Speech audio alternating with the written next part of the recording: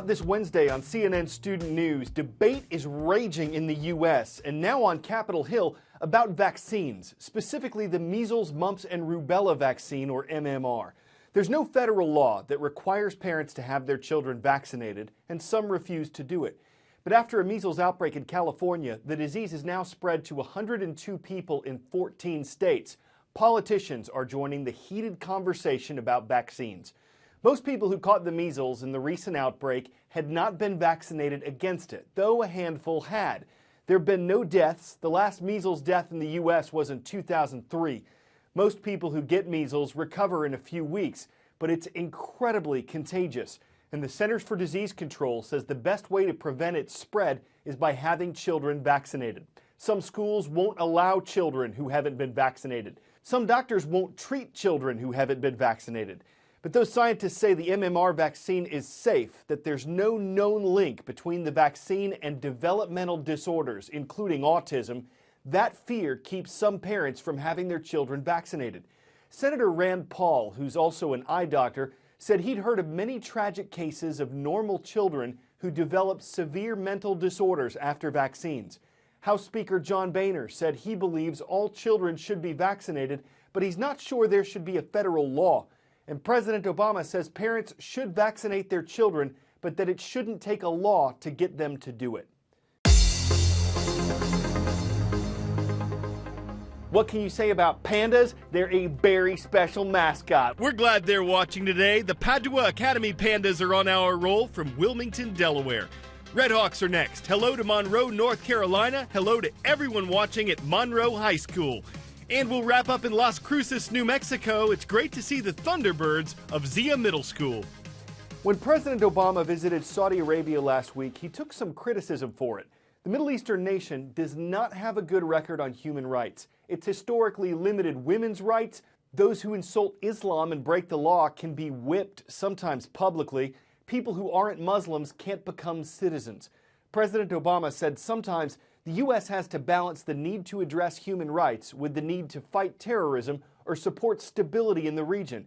And there is a sense that Saudi society is changing. What should you think about Saudi Arabia? Well, I tell you what I think since I came back. It's been about 6 years since I was in Riyadh. When I left, there were 2 towers. On the drive-in from the airport the other night, we passed about 10 new towers. This is a city that's changing. Michelle Obama came with President Obama the other day.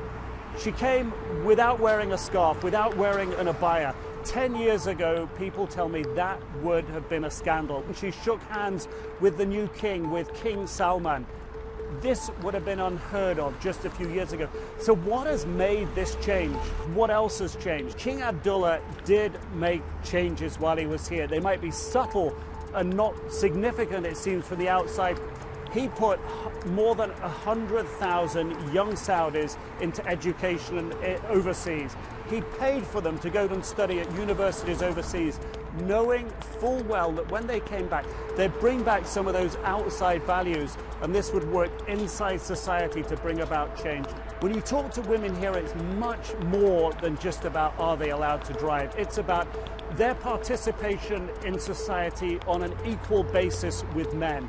There's been a greater dialogue under King Abdullah allowing that to happen. Okay, he didn't see it all through, but this is a slow, gradual progression. The changes of the Arab Spring that happened in the region around here woke young people up in Saudi Arabia to the strength of social media, to what the internet can do. Saudi Arabia is no longer an island. The new king inherits all of this. And while he doesn't want to see his country become unstable, and his people don't want to see the country become unstable like Iraq and Yemen to the south, he has still got to manage all these expectations. Yes, it hasn't progressed at the pace we might expect, but by its own terms, in a relative measure, it's progressed hugely. People here feel that change really for Saudi Arabia can't really be stopped. Could it happen faster? What is the royal family holding on to? Well, like any people in power, no one really wants to give that up. But do they seem to recognize that change is coming and happening? King Abdullah did. He was working towards it. and all those people educated, all the young people educated overseas, those are the seeds that he's planted for future change. They will come back. They will have seen a different possibility for a different future. And they will work for that. We're meeting them today. They're in the background now, but talk to them today, and they know that their future's coming.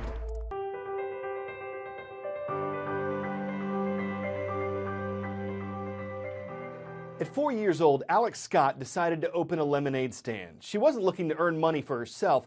She had childhood cancer and wanted to raise funds that would help doctors treat kids like her.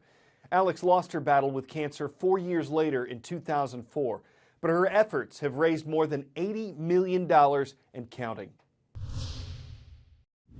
Hi! Do you want some lemonade? Actress Bailey Madison is handing out more than just lemonade. She's serving up hope.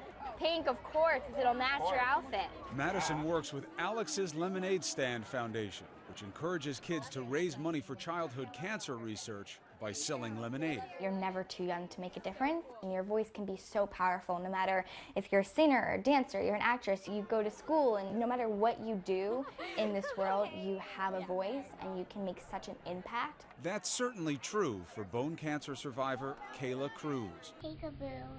At 5 years old, she had her left leg amputated above the knee.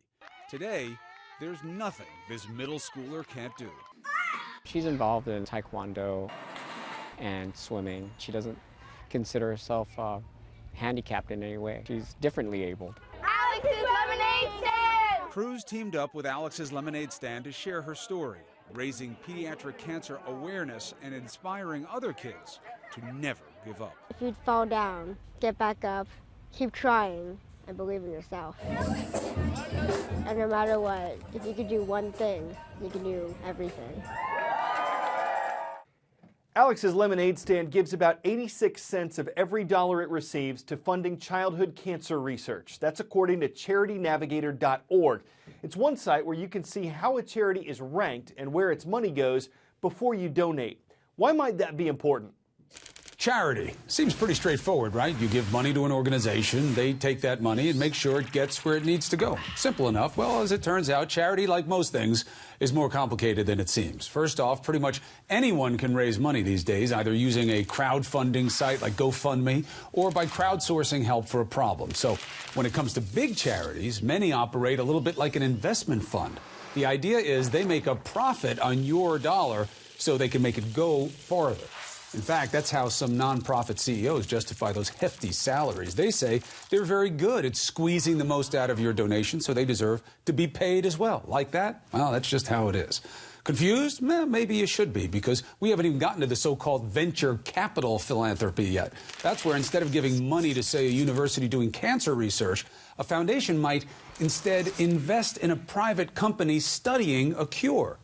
Different approaches, but all with the same goal, making your donation more efficient, in theory, at least. But the truth is, when it comes to efficiency, not all charities are created equal. So before you donate, go online, do a little research, won't hurt you, and you find out exactly where your donation is going. Check out how your nonprofit uses its money, how effective it is. They should tell you how many cents on every dollar they put to the cause. After all, if you're going to give away your hard-earned dollars, you want to know that the charity is out there working as hard as possible for those who need them the most.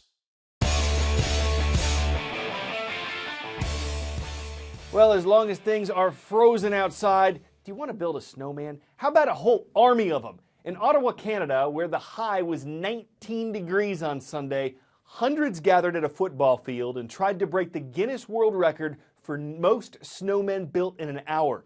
The old record was 1,279. The Canadian competitors said they bested it by 20, a total of 1,299. Hasn't been certified yet, but those women and showmen put on a showman, cause there's snowman who builds a snowman going slow man with that snowman when the snow ain't sticking and the clock is ticking to stack a record for snowmen, man. That's our showman. Hope we can chill again tomorrow.